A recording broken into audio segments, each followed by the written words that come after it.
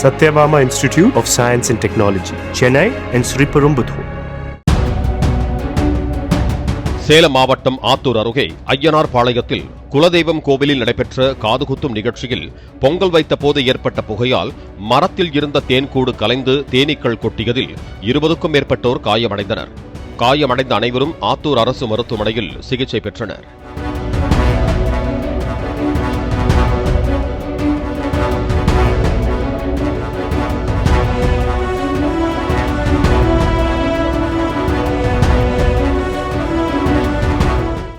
Satyabama Institute of Science and Technology, Chennai and Sriperumbudur.